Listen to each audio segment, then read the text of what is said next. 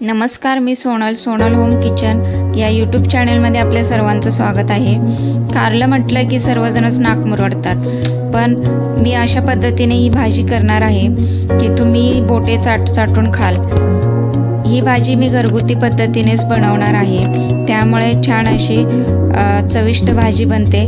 चला तर मग बघूयात कारल्याची झटपटीत होणारी भाजी। इथे मी 4 कारली घेतलेली आहेत, ती चिरून घ्यायची। कारली चिरण्यापूर्वी धुवून घेतलेली आहेत, त्याचे 2 भाग करून घेतलेले आहेत। अशा पद्धतीने मी 2 भाग करतेय। कारली छोटे असल्यामुळे 2च भाग करून घ्यायचे। त्याच्यामधल्या बिया काढून घ्यायच्या, थोड्याच बिया काढायच्या, जास्त काढायच्या नाहीत। त्याच्यामध्ये बिया ठेवल्यामुळे काय होतं, भाजी खातानाही छान लागते। त्या बिया दाताखाली आल्या की भाजी अशी छान चविष्ट लागते।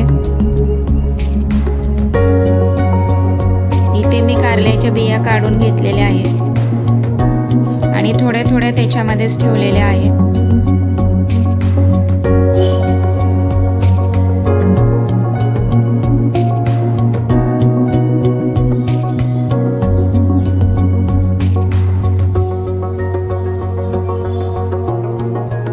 आता आपण कारल्याला चिंच आणि मीठ लावून घेणार आहोत। इथे मी अर्धी वाटी चिंच घेतलेली होती, ती पूर्ण कारल्याला लावून घ्यायची आहे आणि थोडी चिंच कारल्यामध्ये भरून घ्यायची आहे।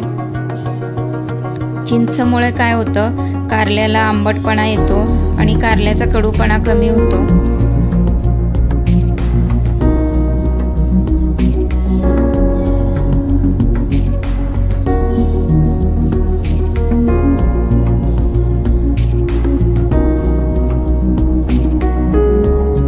आता मी 1 चमचा मीठ घालणार आहे। सर्व कारल्याला मीठ आणि चिंच चोळून घेणार आहे। मिठामुळे कारल्याला पाणी सुटतं आणि हे पाणी कडू असतं ते निघून जातं। हे 10 मिनिटं असंच ठेवायचं। 10 मिनिटानंतर आपण कारली परत धुवून घेणार आहोत।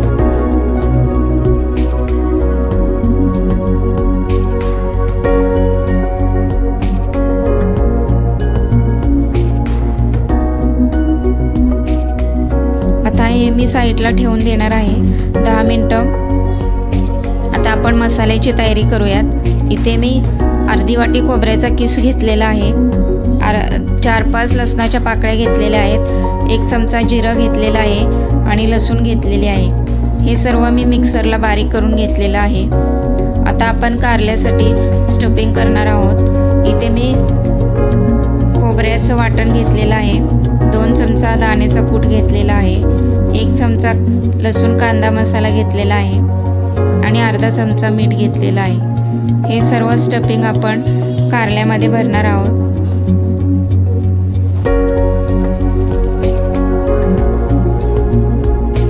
स्टफिंग मिक्स करून घेऊयात आणि कारल्यामध्ये भरूया।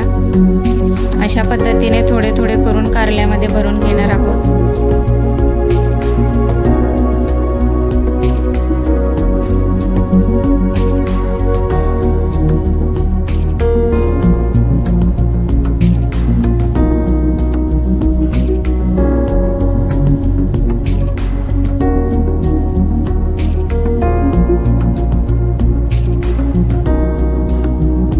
कारलं धुवून राहिलेली चिंच टाकून द्यायची नाही, ती आपण भाजीमध्येच घालणार आहोत। त्यामुळे भाजीला आंबटपणा येतो आणि कडूपणा कमी होतो, भाजी छान लागते।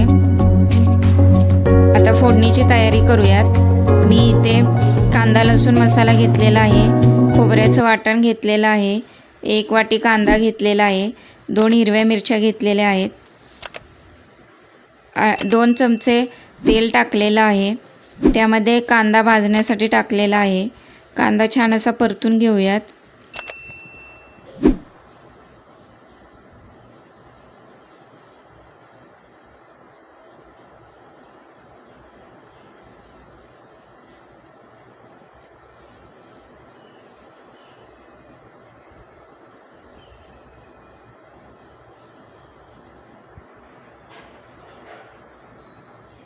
यामध्ये 2 हिरव्या मिरच्या घालणार आहे।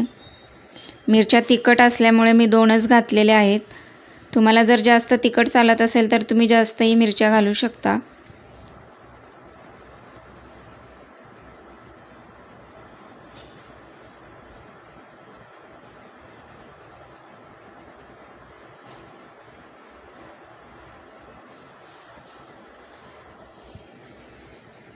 आता ह्यामध्ये खोबऱ्याचं वाटण घालूयात. अर्धी वाटी मी खोबऱ्याचं वाटण घेतलेलं होतं.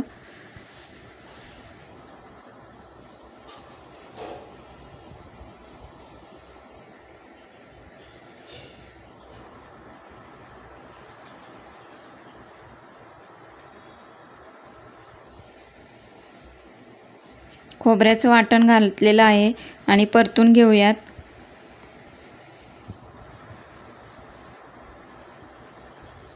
आता यामध्ये कांदा लसूण मसाला टाकूया.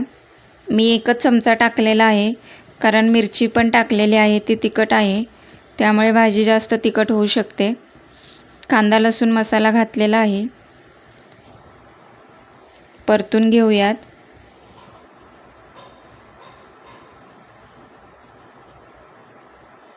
आता त्यामध्ये आपण भरलेली कारली टाकायची आहेत. सर्व कारली मी यामध्ये टाकून घेते.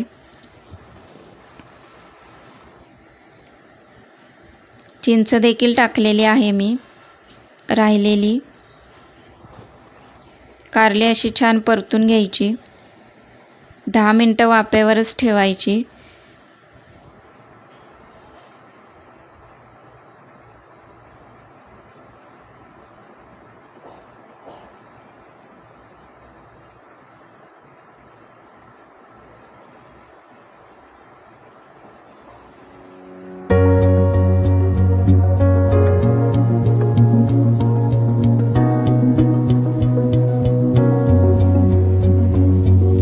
कारली वाफून झालेली आहेत. आता यामध्ये अर्धा ग्लास पाणी घालणार आहोत, कारण आपण ग्रेव्ही करणार आहोत, त्यामुळे पाणी घालायचं. इथे मी अर्धा ग्लास पाणी घातलेलं आहे आणि थोडं झाकण ठेवून परतून द्यायची. छान अशी भाजी तयार होते. इथे आता मी झाकण काढलेलं आहे. कारल्याचा कलर देखील बदललेला आहे आणि ग्रेव्हीसुद्धा तयार झालेली आहे.